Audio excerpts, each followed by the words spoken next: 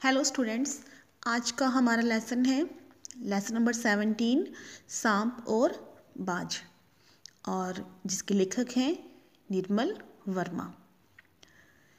इस कहानी में दो पात्र हैं, बाज और सांप, जिसमें सांप को कायर प्रकृति का जीव दिखाया गया है किंतु बाज को स्वतंत्र प्रकृति का। बहुत ही सुंदर कहानी है जिसके माध्यम से लेखक बताना चाहते हैं कि किस तरह से हर प्राणी अपने स्वभाव के कारण अलग अलग व्यवहार करता है। जिस तरह से एक सांप को कायर डरपोक किस्म का बताया गया है और बाज को स्वतंत्र आज़ाद किस्म का। आसमान में स्वतंत्रता से उड़ना उसे बहुत अच्छा लगता है, जबकि सांप अपने ही बिल में चुपचाप शांतिपूर्वक एक कायर जीवन व्यतीत करता है।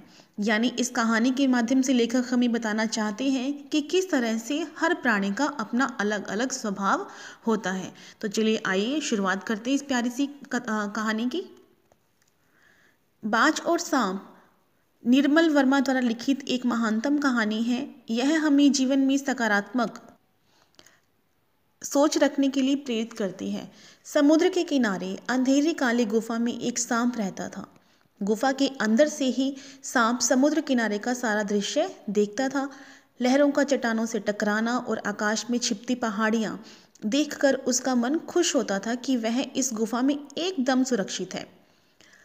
उसके पास ही एक नदी भी बहती थी। समुद्र से मिलने के लिए नदी तड़पती रहती थी और जिस स्थान पर नदी समुद्र का मेल होता था वहाँ सफ़ेद झाग बन जाती थी।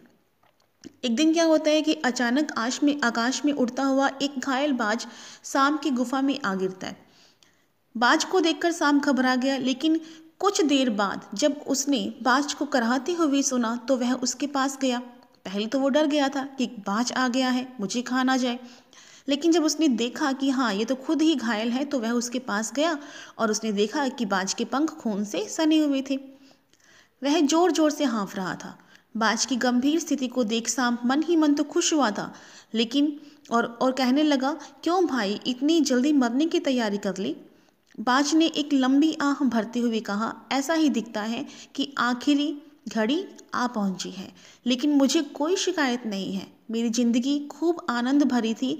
मैंने अपने जीवन में जो चाहा वो पूरा किया और अब मुझे जीवन से कोई शिकायत नहीं। बाज ने सांप पर एक कटाक्ष भी किया कि सांप भाई तुम जीवन भर यहीं पड़े रहोगे, कभी भी खुले आसमान में नहीं उड़ पाओगे। देखो पहले क्या, जो सांप होता है उसने वो कटाक्ष करता है कि तुमने इतनी जल्दी मरने की तैयारी कर ली, तो बदले में सांप ने भी उसको बाज ने भी उसको अच्छा खासा जवाब दिया कि तुम भी सारा दिन पूरे जीवन भर क्या इस गुफा में ही रहोगे कि क्या कभी खुले आसमान में उड़ पाओगे। लेकिन बाज की मूर्खता पर सांप मंद मंद हंस रहा था। वह सोचने लगा कि रेंगने और उड़ने में कौन सा विशेष अंतर है।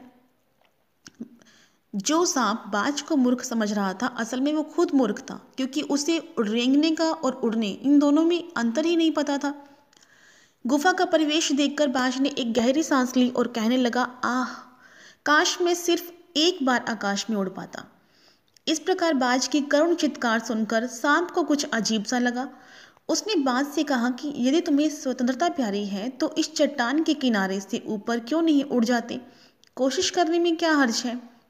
सांप की बातें सुनकर बाज किसी तरह खुले गगन के नीचे आ गया और पूरी ताकत के साथ ऊपर उठा, लेकिन जल्दी ही धड़ाम से नीचे भी गिर गया, क्योंकि उसके पंख तो काम ही नहीं करते थे, खून से सने हुए थे, उसे चोट लगी हुई थी, इसलिए वापस वो नीचे भी गिर गया। उसका शरीर नदी के पानी में जा गिरा, जहां एक लहर ने उसके पंखों पर लगे खून को साफ कर दिया।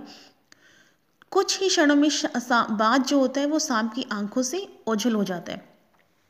यानी अब जो बाज है उसकी मृत्यु हो जाती है, तो वो सांप की आंखों से पानी के साथ ही बह जाता है, सांप की आंखों से दूर हो जाता है। अपनी गुफा में बैठा हुआ सांप बहुत देर तक सोचता रहा कि आखिर इस नीले गगन में क्या है जो घायल होने पर भी बाज उड़ना चाहता था।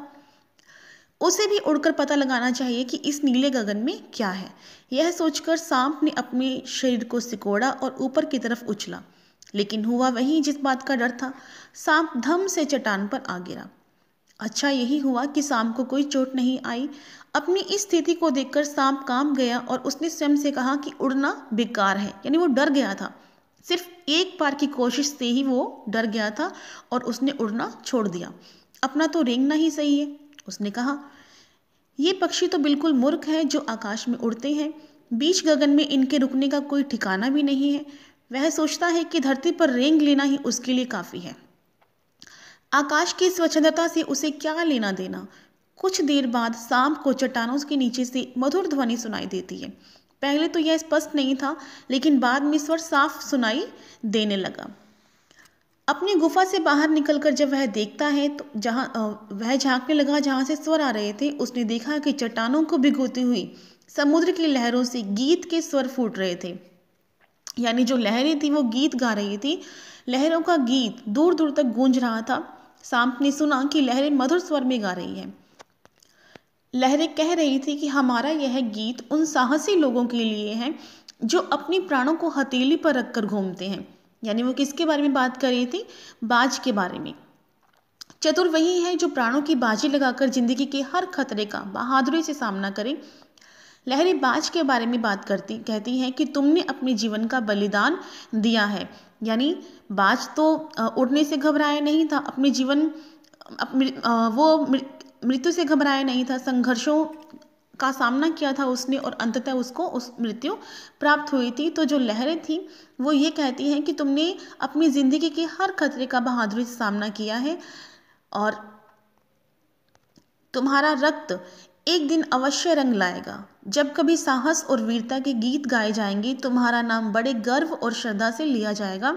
हमारा गीत जिंदगी के उन दीवानों के लिए है जो मरकर भी मृत्यु से नहीं डरते। तो ये था हमारा लेसन जिसमें बताया गया है कि मनुष्य को कभी भी कठिनाइयों से घबराना नहीं चाहिए। बहुत ही अच्छा एग्जाम्पल दिया है सांप का और बाज का। बाज का आप लोगों ने भी नाम सुना होगा, है ना, कि बाज जो होता है बहुत ही साहसी होता है। तो इसी तरह से बच्चों आप लोगों को भी अपने जीवन में आई कठिन परिस्थितियों से घबराना नहीं है, उनका साहस के साथ बाज की तरह सामना करना है, ना कि सांप की तरह कायरत नहीं बनना है। जितनी भी परिस्थितियां आती हैं उनका सामना करो और जीवन में सफलता पाओ। आई होप आपको ये लेसन अच्छा लगा होगा और समझ में आया होगा। Thank you.